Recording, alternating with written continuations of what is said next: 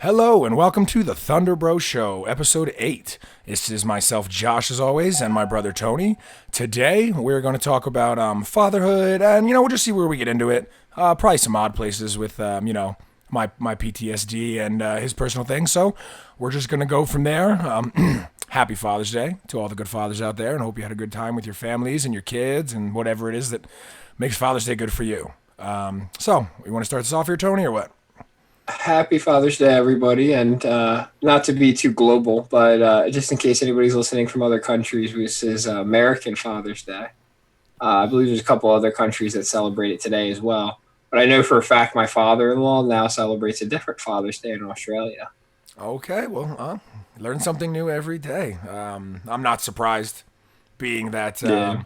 who would really want to celebrate Father's Day? I guess right now it's the dead of winter in Yeah, he was Australia. walking around. It was quite nasty when we were talking to him.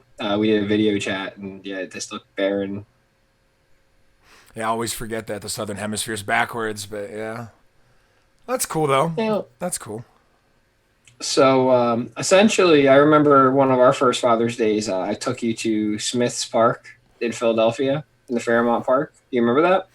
Yeah, that place I got to admit to anybody in the region who has not gone there. Yeah, that place is awesome. It's laid with that porous rubber. That was something I thought was very cool. So like your Yeah, kid. for the ground. Not that your kid should fall down and bump their head, but I mean they could probably go down from 3 feet and not take a serious injury. The rubber was pretty nice, and it was different in the younger kids area. It was a lot softer, and then it got to that more like playgroundy, still kind of soft for the I don't know what you'd call them preteens. Although good luck getting a preteen out to a park these Well, days. there's a stage for I'd say about 2 year. Well, you can even bring a baby there. Just there's not much for a baby to do. But 2 year old to five, there's a section. Then like 5 to 10, there's a section. And then there's an indoor castle with 3 floors, and they have giant little play areas that are all very interesting. The bottom one's kind of like a little race area with little bikes and like little pedal go karts and stuff. The top floor has a library and then like a giant dollhouse with like it's like massive, various little building setups and stuff. And then the middle is like this train and stuff like in the center of the room, like a giant train that the kids all hop on and run through and stuff. Yeah, I remember the schoolhouse was not like up and running when we went or something. This was like 4 years ago though. So Mm.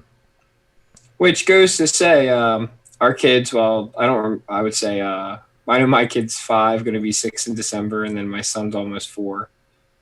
My daughter rather is almost 6, and my son's almost 4. So your daughter's going to be 5 in August, yep. and your son would be 2 in January, right? Yes, sir. Okay. See, I do. I am a good uncle. I do remember. Yeah, I guess I'm a bad uncle because I only remember one of your kids' birthdays, I believe. Which one, if I might be curious? The Christmas one, basically, the one right near Oh, okay. Well, Christmas. that's a cheat. Yeah, Yeah. that's a cheat. Well, I She mean, has it's it just easy to it's a remember couple birthday. days. Yeah, it's a couple. It's within a couple days, so it's pretty easy. And then the other one's just But the you know how I fall. remember? You know how I remember Vincent's? It's the day before our stepdad's birthday. Okay, there you go then. So I thought it was that time of year. I just wow, the day before. Could have been born on the same as him. Like my son's born on your birthday. Yeah, well, that's an easy one for me to remember. Yeah, we have all these little key cards for how to remember birthdays. That is when you have kids in fatherhood, you should have to start remembering a lot of people's birthdays, not just yours. But if other members of your family start having kids, then you're remembering your nieces and your nephews as well, and their wives, so sister and brother-in-laws. It Oh starts yeah. to get a big tent. I mean, birthdays are great. I gotta admit though, it is hard for me to remember really anybody's. I mean, in-laws of all. You gotta be kidding me. It's too much to ask. In my opinion, it's like got to worry about your own things. Like, although I got to admit, as far as dates and birthdays and go, I never understood the anniversary thing. Like, how exactly do you forget your anniversary? Maybe after 10 years or something, I'll understand. Yeah, I was gonna say I don't think I've been married long enough for that problem to occur. Oh, I don't think it'll ever happen to us just when it is the day before Valentine, or I'm sorry, the day after Valentine's Day. I mean, how do you? You're not gonna forget Valentine's Day. So. In my case, I'm in like wedding season, so usually when there's all these weddings happening, it reminds me. Oh yeah, I got married around this time too. So Oh, I didn't even think like we about got married that. in late May. Yeah. I had no real preference. Or I could also tag it to mom's birthday. It's like a week before mom's birthday. See, that's the summer. That's too hot. But then again, like Well, it we were snowed. married in a park. Yeah, that's true. We got married in the church, and then it snowed, and snowed, and snowed some more, and a bunch of people couldn't make it, and Yeah. Factors. But this isn't an episode about marriage. no. But eventually, Well, after technically, marriage, or before, if in some cases, kids happen. well, And if you're a man, you become a father. well, that depends And on if that you follow involves, the Ben Shapiro rules of life, really. oh, well, that's Get one married, then suggestion. have kids, or have kids Well, and then get it's married. religiously, a lot of the religion encourage you to do that. And even then, if you, let's just say you're not like officially married, it is good to at least be in a stable relationship with somebody who is okay with the fact of having kids before you have kids. Because if not, you're almost throwing a piece of TNT in your house. Okay with having kids before you have kids? Well, like, all right, for Before you instance, get married. Oh, I gotcha. let's say a guy really wants to get a girl pregnant and there's a break in the condom accidentally and she doesn't want a kid. Or she says she's taking birth control and she's not. You know, usually you want both parties to at least be aware of, hey, if kids happen, we're going to deal with that, or what is the plan, or to have a conversation about it at least. Well, yeah, no, absolutely. I mean, that's one thing that I have always found very very, very interesting, actually, about the whole. Well, no, totally segue, but gay parents in gay households. Generally, from the Christian conservative right, you will get, oh my God, blah blah blah blah, just thousands of reasons. I'm not even going to start listing them all off. Yeah, everybody knows them. But in that case, that's the situation that you're talking about. It's the perfect one where it's like, hey, two men can't knock each other up and two women can't knock each other up. So there's no accidental pregnancy there. There's a we want a child. We want to bring a child into the world, and it's exactly when they want it on their terms, and they're ready for it. There's no accidental pregnancies really in a gay or a lesbian relationship. So that's why I always Or kind of laughed. also a barren relationship as well for adoption. If a girl or is a barren, or if a guy is having issues as well with his sperm count or something, Well, they try to. that's something without their out of their control, kind of. But I just found it funny because they'd act like, oh, these kids, their lives are going to be ruined because they have two dads or two moms. But I'm like, half the people who say this are divorced and remarried, and it's like, so guess what? That guy's got two dads and two moms. So how in the world can you justify saying that the kid would be worse off in a gay or a lesbian household? You know what I mean? It just astonishes me because I do firmly agree with the more right leaning thought of it's really really bad on a kid in a single parent household.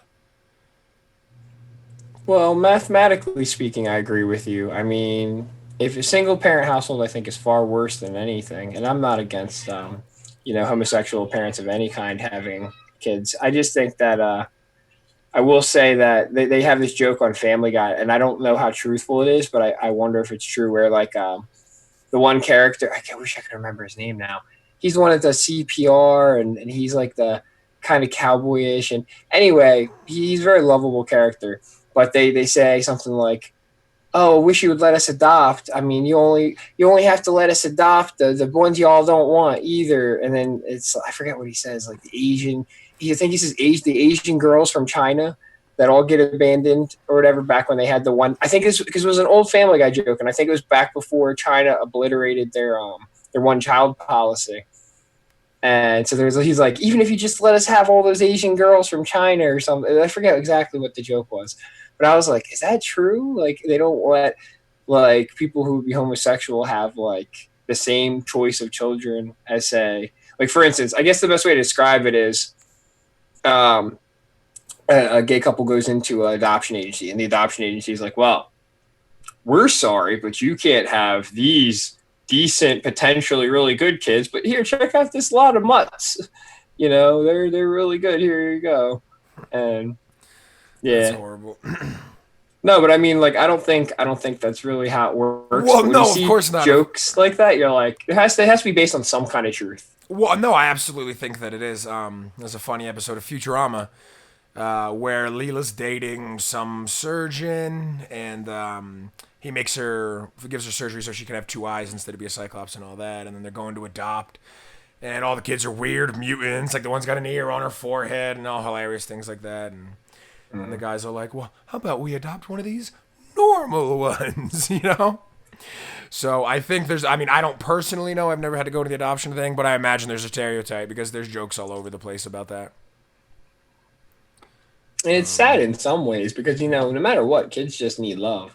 And in our case, since we had our kids naturally, it didn't matter how they came out. You were just going to get a package deal on that, and you're going to deal with it, Well, that's exactly how I feel about the gay and the lesbian marriage topic. Is it's like there's gonna be plenty of love there, There's a lot lower of a chance of mommy and daddy getting divorced and it being messy and screaming at each other, and Exactly. it's like you could sit. I get frustrated, I guess, when I see the hypocrisy of like divorced people. It's an area where very socially liberal. Yeah, yeah, absolutely, and you should be. People, I mean. Obviously, to some people it may be weird, or it may take getting used to, or this and that. But I mean, I'm sure the versus revolver. a child having no love. Well, no, absolutely, no. I mean, they're being just like they're being gay parents and being straight parents, and they're being all these new kinds of lifestyles that we have going on. Yeah. And that it's going to take some getting used to, just like the revolver took getting used to from a musket. I mean, you know what I mean? It's not that it's a bad thing at all, but these people, I guess, are just they don't want change. The thing that bothers me is the hypocrisy of it. When you have like a divorced woman or man saying that they're against gay people having kids, and it's like, dude, you're divorced. Like, you are the worst person to talk. Statistically speaking, it's one of the worst things that can happen to you is being raised in a single parent home. But then certain situations, the woman was getting beaten by her husband to death. Oh, absolutely. Or there's always in the some extremes. cases, the guy had like an alcoholic wife who was not taking care of the kids, and the kids were in danger. No, absolutely. Both. You hear situations on both ends, and it's like, oh, wow. Yeah. No, I just love how you always jump right to the extremes, but it is true. Oh, yeah. It is very, very true. The circumstances aren't always known, Well, the goal of fatherhood for me personally is very simple. One, I don't want my kids to die. So that's priority one. I got to take care of their core needs and make sure they don't accidentally kill themselves or deliberately kill themselves as best as I possibly can. And then secondly, I have to try to teach them my values. And that's that's where things get kind of tricky because I'm still figuring out what my values are every day and they shift. But at the same time, you have to teach them something because otherwise they're going to figure everything out ad tandem, like, however they want. And sometimes that works. There's good for them to experience some stuff, but you at least kind of want to give them some bedrock. Yeah, no, absolutely. I think the morals thing kind of just happens, and I think that's kind of how you end up with bad kids, or even just people with problems. Your parents have, let's just say, bad or odd or weird morals or whatever, and you're going to pick them up. We live in a monkey see, monkey do world, not a do as you're told world. It just doesn't work that way. So yeah, it's for me the most important part is to try to be an example, and that is hard. Yeah. That well, is they observe you saying bad words, they observe your bad habits, but then they observe the good habits and stuff too. So there's certain things that I do that I didn't think they've ever noticed, and they do. So I agree with you. Being the example is probably the most important thing because they really, at the end of the day, like think back to our childhoods, all you want to do is relate to your parents. They're the biggest part of your life. And you're not happy with them a lot. You're angry with them or confused or this or that or whatnot, but you're at least trying to be on their good side and understand them. Well, because it's funny because it's like, I can't think of a good word. I was going to say like ping pong, but it doesn't really. Okay, so when you're little, all you want to do is hang out with your parents, right? And they're just like, oh, F off. You're frustrating me. You're stressing me out. You're crying. You want to can I have 5 minutes? And then you're like pre-teenish, working into teenage years, and then they kind of want to hang with you because you're finally getting cool. You're finally liking some of the same movies and the same music, and you can talk about some real life stuff. And then they're like, "Oh, piss off, dad or mom! Like you're not cool anymore. They don't want to hang with you at all." And then you get older, and then you kind of want to hang out again with your parents and like, nah, let's just say party for lack of a better word. But then they're kind of getting older, and it's like ting tong ting. You're never really in the same place at the same time. Yeah. Well, I would say when you have a kid, that's the one point you do find yourselves at the same point. You can have something you truly can relate. Like, oh, you did this. I get this. Well, you don't always agree with how they did it, but you're like, oh, I get this now. This is something I didn't understand. Yeah, no, those are the cool moments in life where you see them do something and you're just like, huh. Like today was kind of funny. Well, it was sad and funny. My daughter's sick. You know, I've been telling you she's not feeling great, and so I'm sitting there singing to her. She's watching Care Bears, and I'm sitting there, singing to her, teasing her, tickling her, and she's all like, "Oh, Daddy, stop that." And I'm like, "Why?" Just see if she can really express the emotion to me. And she's like, "Oh, stop doing funny things to try and make me feel better." She's 4.5 years old, gonna be 5 in August, and I was like, "Holy crap!" I'm like, "Holy crap!" That is just such a mature emotion to express for such a child. And I'm like, there's times as an adult I can't express that emotion, and it makes it hard sometimes with with what I struggle with. But it was just blew me away hearing her say that. And I was just like, you it's like when those things happen, you're like, you really are just a small human being. You're really not like a toddler or a baby. You really are just a very, very small learning human being because you feel just like we feel. Yeah. You're just 5. Don't understand much yet. Yeah, they don't understand much yet, but the feelings are the same. It's interesting because sometimes if I get in an argument with my wife, my daughter will come up like after everything's sorted and me and my wife make up and whatnot, and just be like, "Well, why did you fight with mommy? Like what was it about? I don't understand." And then it'll be like like if it's an argument over money or an argument over time or something like that, I'll try to explain it, and she understands it like a lot deeper than I thought. I don't like try to get like super details or anything. Yeah. But just be like, oh, blah blah blah blah blah. We just want to be able to go out on a date together, just me and mommy, or something like that. And then she'll be like, yeah, well, and she like Kiki and Vincent can't stay at the house alone. And I'll be like, yes, you're right. And have to look for a babysitter or something that we trust. And she'd just be also like, oh, okay. And she's like, well, I hope you find somebody we like or something like that. And like she puts together the whole scope of like, okay, this is what the problem was. This is what they're looking to do about it. And she'll remember too, like something that would be something like a toy or something that would cause a fight. Like let's say we stepped on one of their toys and it hurt our foot. And then we're like, I hate it when these toys are on the floor. Like a Lego, for instance, is a notorious one. And then we all get mad. And sometimes just being mad at the toy will start an argument over like how we don't clean up enough or somebody doesn't clean up enough. Oh, absolutely. Because it's like, why is this toy here? My foot's hurting. Why couldn't somebody clean it up? Damn it. Blah, blah, blah, blah, blah. Yeah, absolutely. But the kids remember that, like Kiara in particular, she'll be like, Daddy, you guys got mad because the toy was on the floor and the room was dirty. And it's just like, Yep. Now the real thing is like, okay, so since you understand that, and then I'll usually be like, so what are you gonna do about it? You're gonna make sure your room's clean, and that's where the conversation just dies. Yeah. Then it's like, oh, la la la la la, pink and rainbows, and you're like, yeah. Now you're feigning that ignorance. Hey, you're doing that kid little butterflies again, huh? Yeah, it's always funny to see it that way. Kids are great like that though, and they keep you accountable. Kids definitely keep you accountable, just like with the bad words and things like that. You know what I mean? You're like, oh, you're not supposed to say that. And then they say, oh, you're not supposed to say that either, Daddy. And it's just or Kiara right now has been talking with food in the mouth. They're like, you shouldn't talk with food in your mouth. Or washing hands after going to the bathroom. Like, even if you're just running out for 2 seconds, like, do you like, oh, hey, blah, blah, blah. Wash your hands. And it's like, I'm going to. Yeah, no, kids are good. Kids are kind of cops like that. They definitely in a way. Keep you accountable. Well, I think. Well, and the worst part is we beat that out of them. I don't mean physically, but we beat the out of the kids. You know what I mean? And then by the time they're teenagers, we like, where's all this, gusto? Take care of your stuff. And it's like we basically like fucking, smothered it out of them when they were young because it was stressful. Well, I think it's them trying to take power. Like we expect them to do something, and then we say why it's important. And then if they see us doing it, it's a hypocrisy. So exactly. They're going to point that out. Exactly. We constantly show them that we're hypocrites as parents. And it happens a lot. It happens. I think every parent has done it, even though you try to avoid it. Yeah, like I try to avoid the because I said so thing.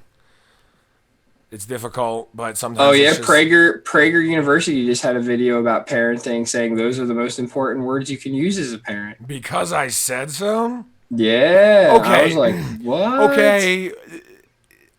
I guess I agree and I disagree because yes, there comes a time when it's like because I'm the authority figure and you have to submit under my authority because I Well, know what's when they're best for being you. loud and I'm looking bratty, out for your well-being and I'm trying to the train you to be a overuse. good human being. Yes, So I understand that. But those exact words, they don't okay, what does that mean to them?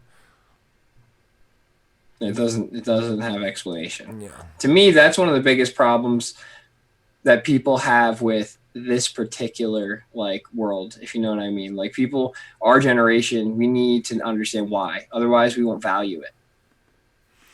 I think that's I don't know if it's just our generation. Yeah. I wonder. But yeah, I've heard we're the generation of why, the millennials. well, it's always been very dear to my heart. It's like, why do these things work this way? Why are people doing it that way? Yeah, no, it's a very, very important thing. And I think maybe it's because we definitely grew up in that because I said so, do as I say, not as I do world. People can blame technology, they can blame this, they can blame that, but at the end of the day, a kid is raised by the parent. And so the way you are with them will dictate how they are. Like, call me crazy or whatever, but there's no Santa Claus in this house. You know what I mean? That is a fictional character for entertainment. Okay. And no tooth for another. I am not going to. Saint Nicholas was real though. You could point No, out the story of Saint Nicholas. 1968, 1969. Even the Catholic Church stopped observing the feast of Saint Nicholas because there's not enough canonized evidence that he was a real saint. That he's more just this amalgam of story and lore. And that's all whatever. That's great and wonderful, and I'm not going to get into the long, drawn-out story about how Odin is Santa Claus. But basically, it's more of I just don't want them to think like they lied to me. And maybe it's because I'm super emotional, but I was very like, so you just lied to me about like all this crap as a kid, and then when I called you on it, you tried to convince me, you tried to reinforce your lie with a lie. I'm not okay with that. Oh, I don't much remember that. prefer, the Tooth Fairy's not real. It's just this cool game because it's you're growing up. It's this awesome thing. It means you are becoming a young man or a young woman, and so that's why they made this cute little game out of it. But I don't want because I felt a little slighted. Yeah, maybe I should be less petty, but I felt a little slighted when I was like, so the Tooth Fairy's not real, huh? I see how it is. See, when I found out, I just was like, there are mass lies that are told.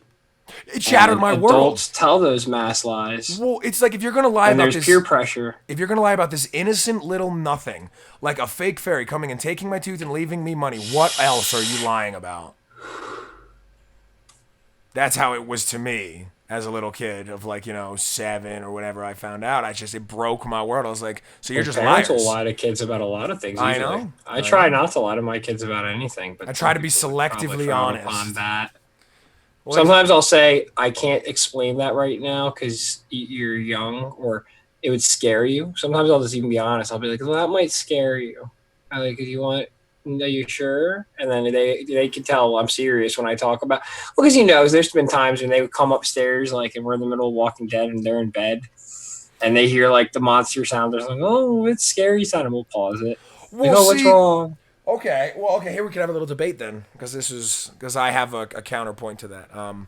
I don't think you should say it that way, and the reason I say that is because then you're associating what is scary. See, a little kid's a blank slate; they're a whiteboard. They don't know what's scary. They don't really know what to be afraid of. They're unsure. So you're associating that zombies are scary. Well, we tell them it's pretend too, and it's fun to watch pretend scary things. Well, and I agree completely. But it all goes back to this one time where like my daughter wouldn't go to bed, and she's like, "Oh, I'm scared of this. Oh, I'm scared of that. Oh, I'm scared of this. Oh, I'm scared of that." And so I'm like, "Okay, come on, have a little chocolate milk. Chocolate milk makes you brave. It's like a magic potion." Worst thing I could have ever done now, because now she'll just use to want to get chocolate milk. She's afraid of everything. She's now associated that.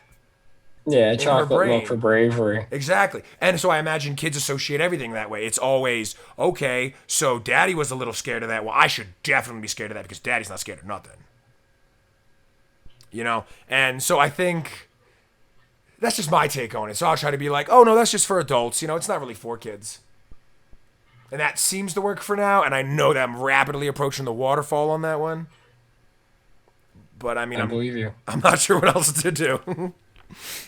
It's tough because sometimes for me, I'll just try to be patient with them and try to be like, well, what are you curious about? What don't you understand? And see kind of what they say, see what their understanding of it is, and let them kind of explain it with whatever words they know, and That's then hard kind of fill in the sometimes. gaps. Oh yeah, well, it's a fun game to say the least. Yeah, like when my daughter's upset and she's getting put in the corner or disciplined, grounded, tablet, you name it, and she's all upset and we're giving her the lecture. Okay, why did you do that? Why did you hit your brother? Why did you blah, blah? And she'll just get so worked up. It's like, I don't know, and it's hard to get them to express their emotions, little ones. Yeah, it's true. It's in a world like that, you just want them to be honest with you. So that way you can help them. But sometimes it's hard for them to even be honest because they don't understand what they're feeling or have the words to describe it. Yeah, that's what I'm noticing is the big one is they don't know what it is, the emotion that they're feeling. And that's a place I can kind of relate to little kids with their PTSD.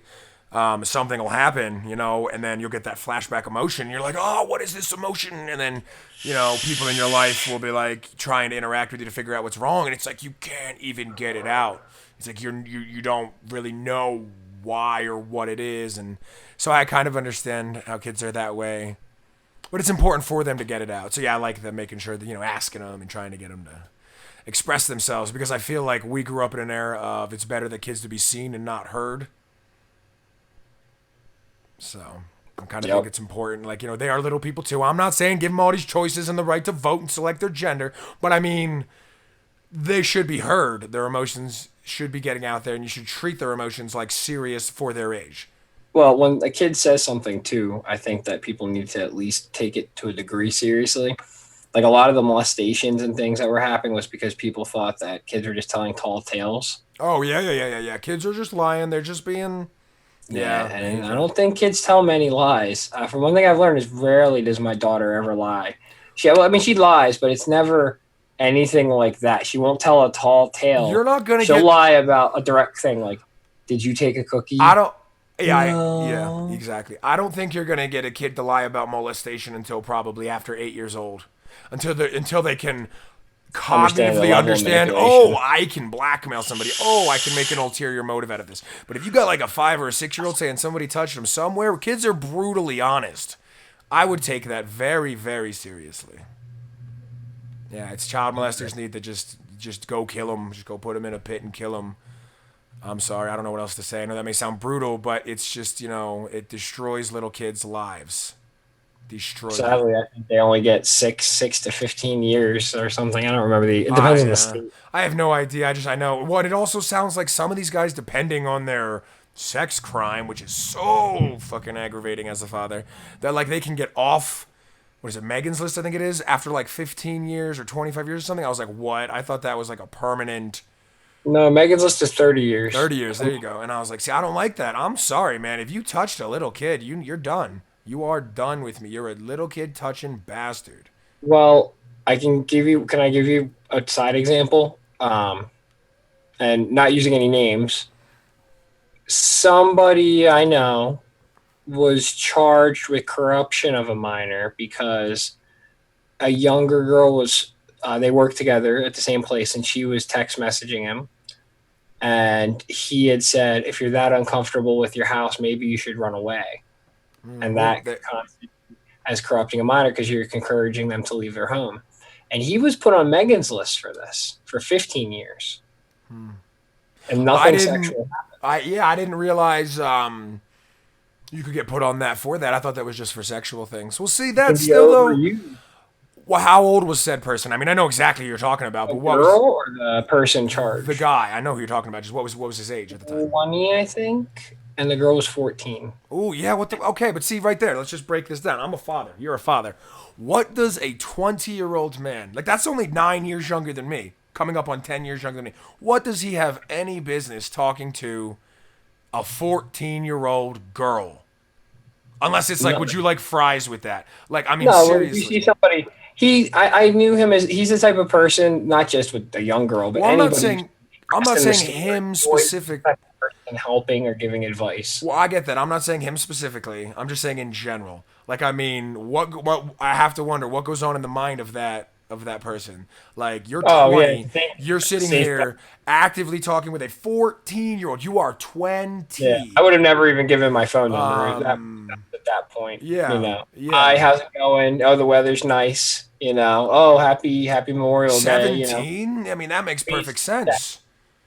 So something like 20 and 17, that makes perfect sense. That's extremely normal and average, and like a college kid with a high schooler who's about to graduate. It's very, very extremely normal. But I don't understand. And then to tell them maybe you should run away. It's like, I'm sorry, but you know this is a bad idea. This person is 4 years younger than 18. You're 20. You're old enough to know this is stupid. But you're going to tell this person Well, maybe you should run away that from. person, that person's paying for the mistake for a long time. Oh man, it sounds like my son is It's even a crying. little brutal. For nothing. Like when you're talking about people should be put away forever, da da da da. It's like, well, actually, they throw some people on there for some pretty minor stuff that's still bad, but minor. Yeah, well, and they should. Sex offenders should absolutely be. I wonder why my son is so upset out there. They really should be absolutely put on the list. I mean, you cannot touch a little child and like just expect for things to go okay. You know what I'm I saying? Yeah, I mean, there's some people who recluse themselves, and I know priests who have like castrated themselves and stuff, and all this other stuff. But it's a tough one to try to figure out. What the heck is even going on there? What are people going to do about it? Like, you can't hunt people down and scan their brains like you are a confirmed pedophile. Now we're going to put you on pedophile island. Well, I think that's the biggest reason that the punishments are so lax is because of exactly that. It's like, well, like your friend. It's like, okay, so this was just a dumbass being a dumbass, and why is he messing with a minor? But he's not sexually. Well, not yet. I mean, that sounds like it was about to get there, personally. Well, But then he probably would be in jail for a long time. but it's not technically the same thing, though. So, but he would go and get castrated. See what I'm saying? So I agree. But at the same time, should child molesters and rapists be castrated and killed? Probably. But then, what is a person like? How What about happens to a killed? person like him? You Well, consider a rapist should be killed. And if you're raping a child, I mean, shouldn't we just kind of kill you in a worse way then? I don't No, I understand. meant for a rapist is like if we're gonna let a rapist live, they should be castrated. Well, when I say a child molester, I pretty much mean a child rapist. I mean, Mm. I understand it doesn't always go that way because it just, for lack of a better term, this is So disgusting. But anatomy, what about those cases where the guy gets proven innocent later? oh, and You he's been in know, jail for like 18 years, and they prove him innocent yeah. Well, after. now we Yeah. have DNA evidence, so I think it's a lot more accurate. But back in the day, they used to just poke it at anybody who they didn't like in the town, like, oh yeah, it was that guy. And that's no good. Well, but the DNA is irrelevant now because with half the laws that we have, they consider regret rape. And that's just not acceptable. And even as a father, I will teach my daughter this. I'll be like, look, if you get kind of drunk or something and you sleep with somebody you kind of you shouldn't have slept with, and first off, don't be a hoe, then that's not rape. Well, I You would did something always that you regret. So guess what? Don't just sleep with anybody for any reason. Like, this is. those date rape drugs. There's things that you can Oh, get. You can no, absolutely, and what drinks you're having. that's rape. Make sure you Okay, keep them that in is your that hand. is that is absolute rape. That is absolute rape. Rules we follow that I think women as adults follow today. That's smart ideas. Well, and I agree, but see that there's a big, humongous difference between, I cannot think of his name right now, but that piece of crap who raped that girl behind the freaking dumpster because she was passed out drunk. This massive piece of crap, and two college kids getting kind of drunk, having sex together, and the next day she's like, "Oh my god, I slept with the fat guy at the fraternity."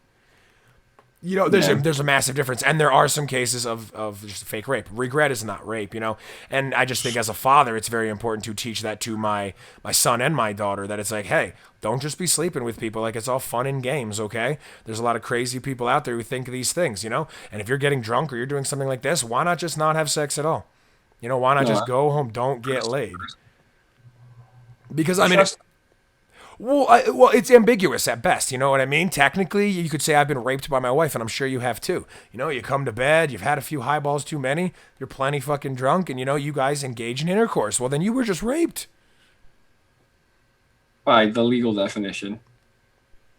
Or 'Cause no, if not you're you technically, because the legal definition requires penetration now.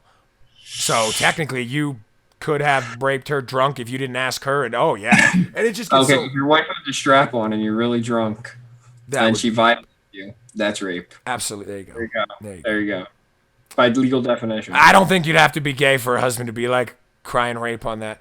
I mean, unless you're into that sort of thing. Well, you never know these days. I remember there was one coworker I had, and her husband was a cuckold and like proud of Oh it. my And, like, god, a cuckold. I didn't even know. I didn't even know what it was. I had to Google it. Like this is like I always thought I was like an open-minded, understanding all the different stuff type of guy, and I had to Google that. Well, I kind of knew what it was, but I did not know it was a racial thing. I learned recently that's well, a this wasn't a racial thing. It it's a wasn't racial thing. the specific racial end. It was just any man. Yeah, that's what I thought it was. And yeah, absolutely. I was very.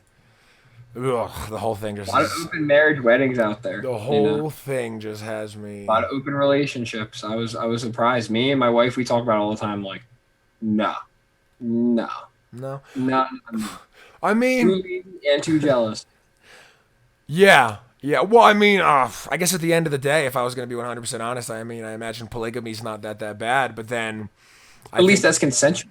well, yeah, well, absolutely. I just think it's fair to the women, and then I'm way too freaking jealous to have like, do you know what I mean? So it's just not fair to the women. So why don't we just singularly pair up, one man, one woman?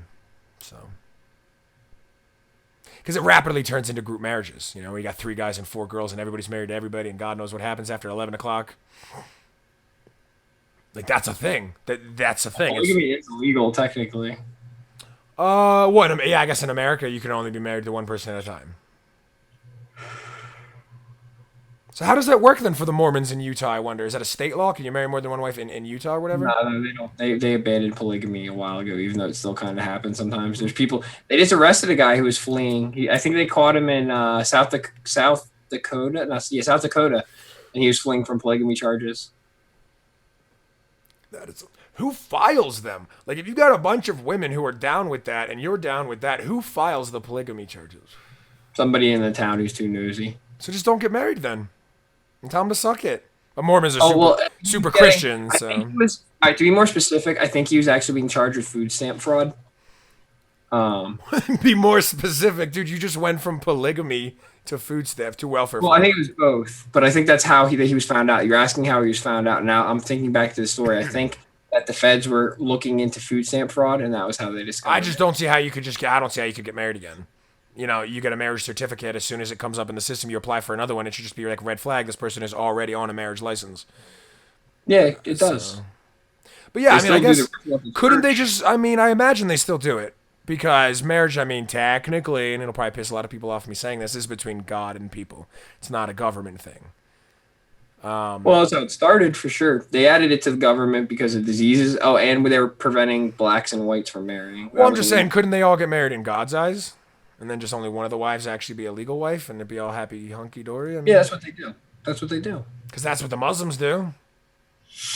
They're entitled to 4 wives, and the ones who have more than one wife, usually legally, they're not legally The a wife. initial in the They're Muslim married in a religion, Sharia court. One more time? the first wife has to approve in the Muslim religion. Yeah. Yeah, the wife has to be okay with it. It's and funny then- if the second wife doesn't approve. Screw that. It's only the first wife's opinion.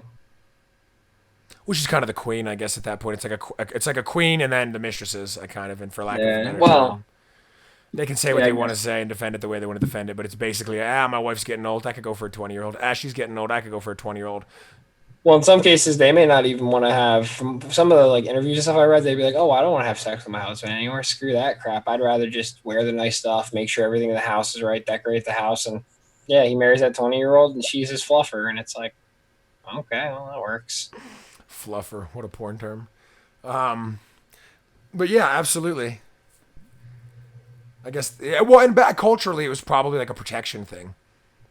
Oh well, sometimes it would be like if the brother died, that you're supposed to marry his wife and take care of his family and Well, that's stuff. biblical. I don't know. I don't know if it's the same in Islam and other cultures. No, it is. It is.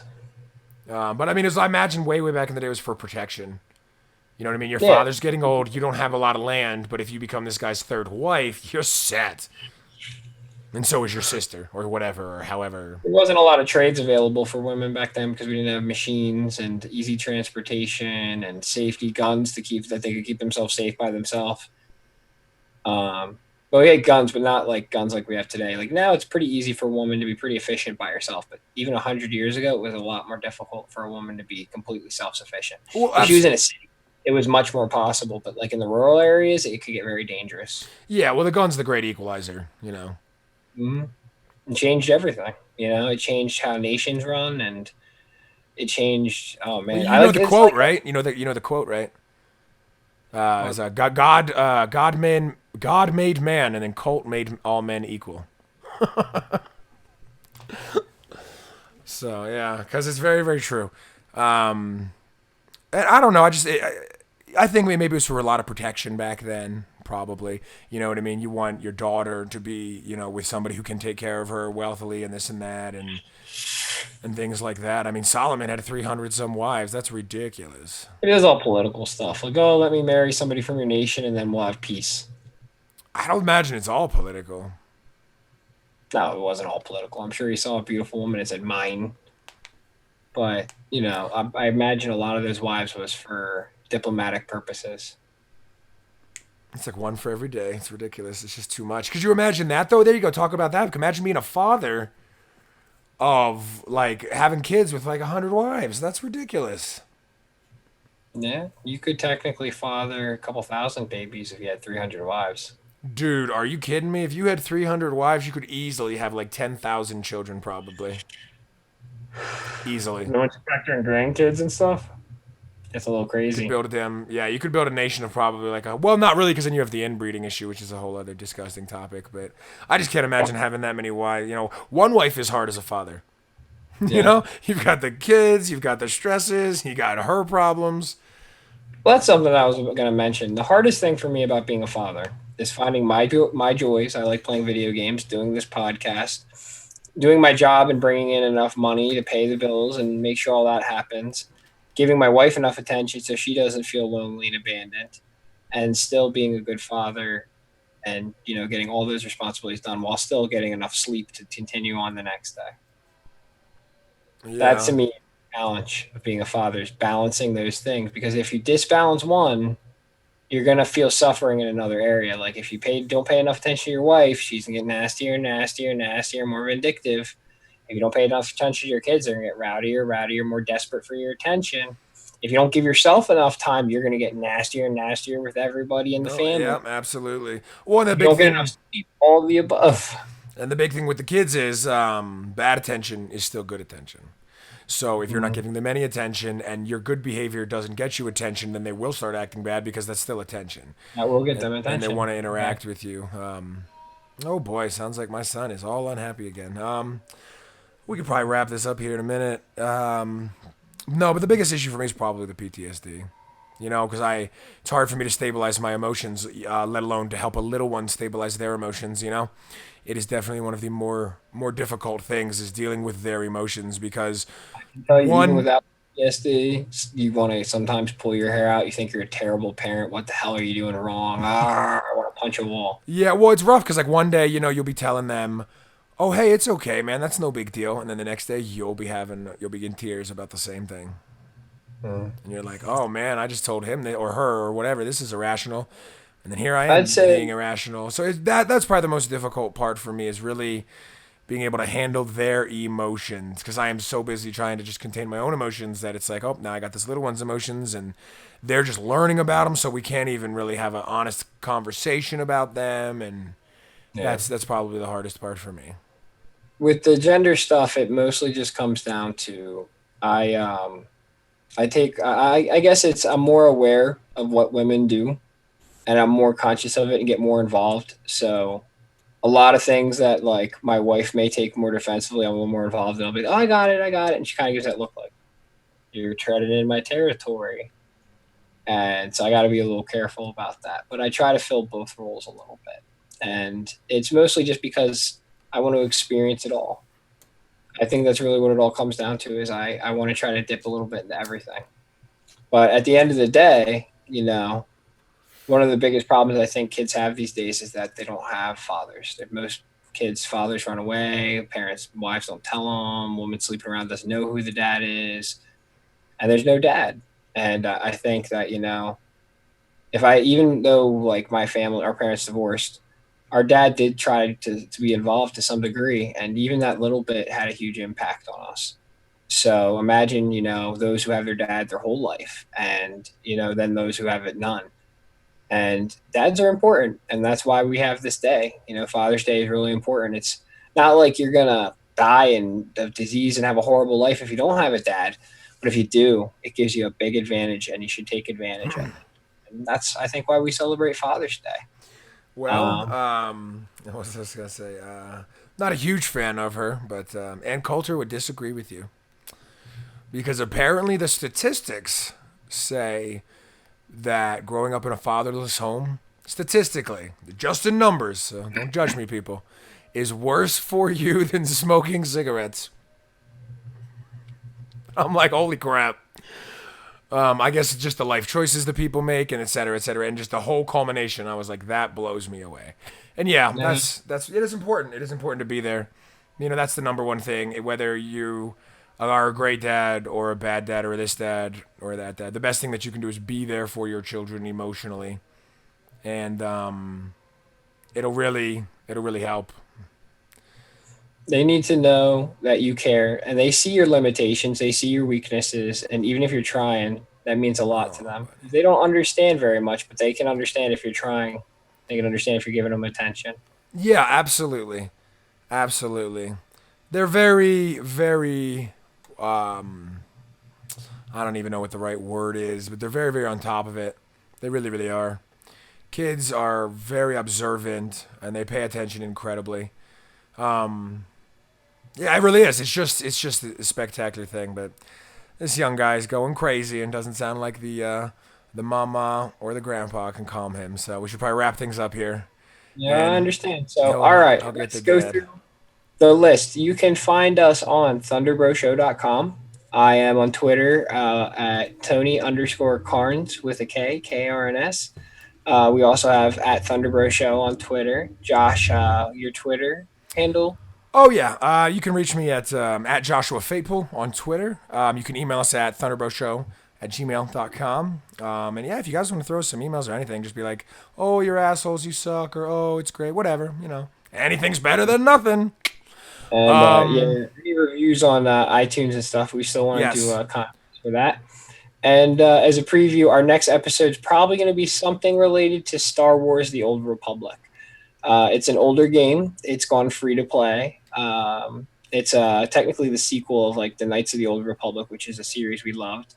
And I played it a year or so ago, and I played it a little bit before that. And Josh, we've dabbled, but now that it's free to play, it makes it really nice. You can subscribe for a month, get all the content to that point, and there's a lot of it. So it just gives us something to do, and we're going to be discussing a little bit of that because MMOs are something that we've done a lot of.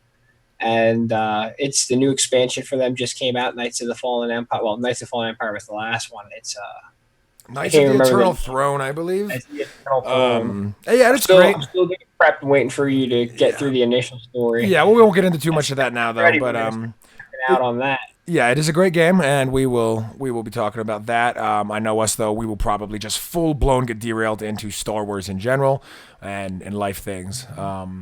But hey, guys, thanks. Jedi versus Sith. Yeah, absolutely, and then moral ambiguousness, and then the Gray Jedi Code. It'll probably be more about Star Wars than specifically that game, knowing us. But that's what it is. We're also looking at the Let's Plays of that as well together.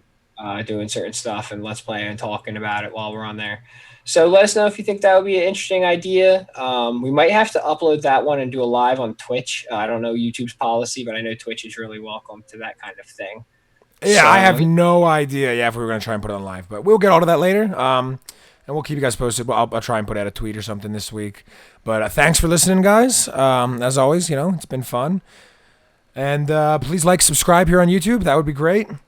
And I wish everybody a happy Father's Day. I don't think we've ever said that one yet. Yeah. Oh, I tried. The little button down there. It helps. I run the podcast then, so I don't even think of it. But yeah, no, it's true. Don't forget the bell. But all right, well, thanks guys for joining us. Like I said, have a great Father's Day. What's left of it. Happy Father's Day, everybody. And we will see you next weekend. Peace. Yeah, take